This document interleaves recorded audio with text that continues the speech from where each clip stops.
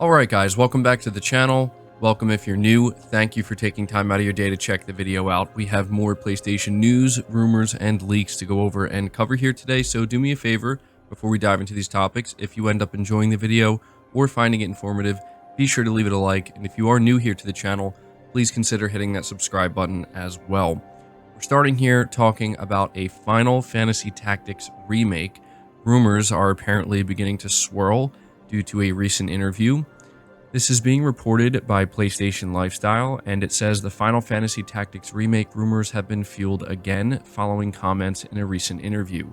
When Theater Rhythm Final Bar line producer Ichiro Hazama was asked why the game includes few characters from the Tactics franchise, he replied the Tactics team was too busy to talk to them about it. Despite many Final Fantasy Tactics developers being moved onto Final Fantasy XIV in recent years, it seems like the team has now been reassembled. Hazama told Finalland that, quote, the Tactics team is incredibly busy at the moment. They have other things to do. They are heavily involved in another project at the moment, end quote. Many are hoping this project is the Final Fantasy Tactics remake, which was revealed amongst the 18,000 games included in the NVIDIA database leak and has since been subject to many rumors. Others are hoping for a brand new title in the Tactics universe.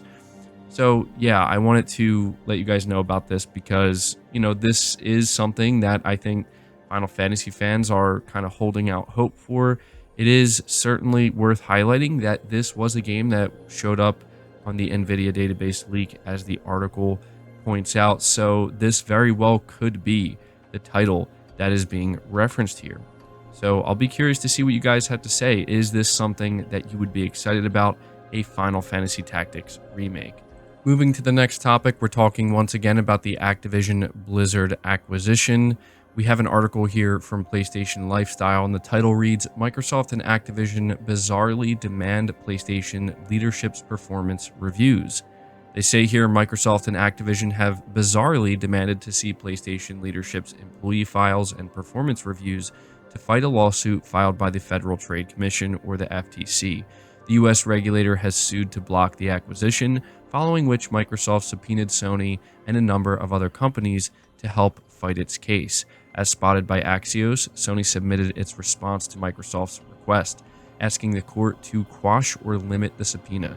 The redacted response can be found on the FTC's website, which reveals that Microsoft wants Sony to hand over PlayStation leadership's employee files and performance reviews because they might candidly include information on the PlayStation business. Sony has accused Microsoft of, quote, obvious harassment, end quote, arguing that personnel files have no relevance to the case. Sony's motion to quash/limit the subpoena also reveals that Microsoft wants files pertaining to 7 PlayStation executives, including SIE CEO Jim Ryan, head of PlayStation Studios Herman Hulst, and worldwide marketing lead Eric Lempel. Microsoft also wants files pertaining to previous PlayStation executives and wants a custodial search of SIE's in-house lawyer.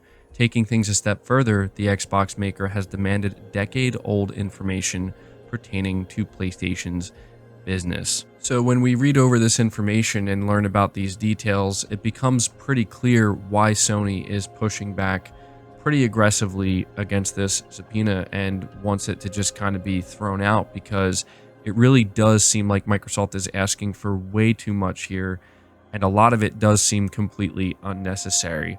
You can kind of understand from Microsoft's point of view why they would try to get everything from Sony that they possibly could, legally speaking, and you can't really blame them for trying to do it.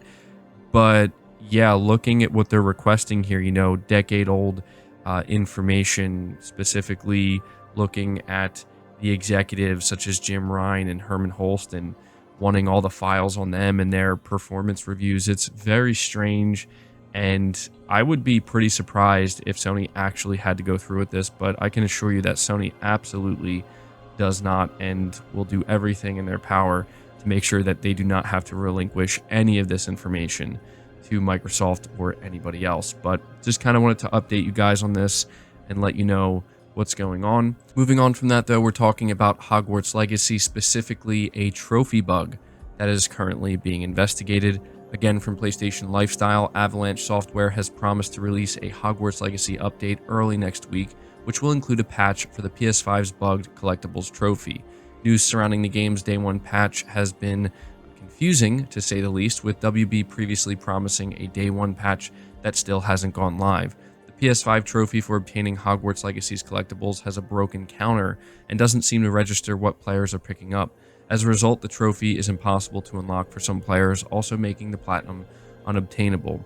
This was first highlighted by known trophy hunter Brian English, who has since been reassured by Avalanche Studios' Chandler Wood. The trophy will be patched by Tuesday, February 14th, and it will retroactively fix the counter so players don't have to backtrack. Now, I thought that this was worth talking about and making everybody aware of, because I imagine that there are quite a few people playing this game on PS5 right now, many of which are going to try to get the platinum trophy, and they've likely noticed that, this is an issue that needs to be fixed. And so the most important thing, in my opinion, is not even the fact that it's going to be fixed, because I think, we would all naturally anticipate that, but the fact that they're making it so it will retroactively fix the counter, so you don't have to go back and do what you already did. But we are moving on to the final topic of the video, which talks about a potentially new PlayStation Studio acquisition that may have been discovered online. This is reading from PlayStation Lifestyle once again, and they say, well, it looks like new developer Ballistic Moon has joined the PlayStation Studios family. This leak, if we can call it that, comes from a job listing published by none other than Sony itself. The job advertisement for a senior dialogue designer based in London states that PlayStation is looking for someone to work on a major AAA project alongside our partners at studios such as Naughty Dog, Santa Monica Studio, Guerrilla Games, Firesprite, Ballistic Moon, London Studios, Housemarque, Media Molecule, Insomniac Games, Sucker Punch Productions, and more. The partners listed here are all Sony studios with the exception of Ballistic Moon. That it's listed among first-party developers and is the only studio that hasn't officially been declared a first-party developer yet is a little odd. Ballistic Moon staff members have a history of working with Sony. The studio comprises of former Supermassive game leads who have worked on titles like Until Dawn. More recently, a job listing revealed that Ballistic Moon is working on a PS5 single-player narrative-based game codenamed Project Bates. Now, something very important I want to let you guys know is that since the time this article was written up and this was being reported on, Sony has since went back and scrubbed this from the job advertisement, so Ballistic Moon is no longer listed. This means one of two things.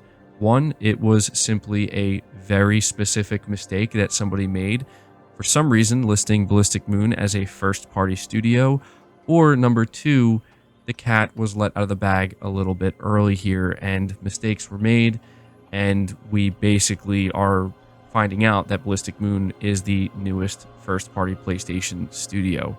Now, one thing I do want to highlight here as well is that this would not be the first time Sony has done something like this.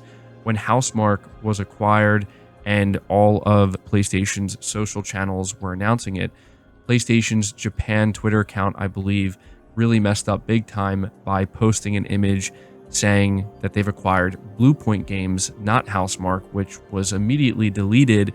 And for months, people were wondering, was that really just a mistake, or did they accidentally reveal ahead of time that, Sony acquired Bluepoint Games? And we eventually learned that, that was a legitimate mistake where they let it out way too soon, and Bluepoint was in fact acquired by Sony. We could very well be seeing a similar situation here, but obviously we're going to have to wait for Sony to announce this officially. One last thing I'll say before ending the video, why would they list this studio as a first party?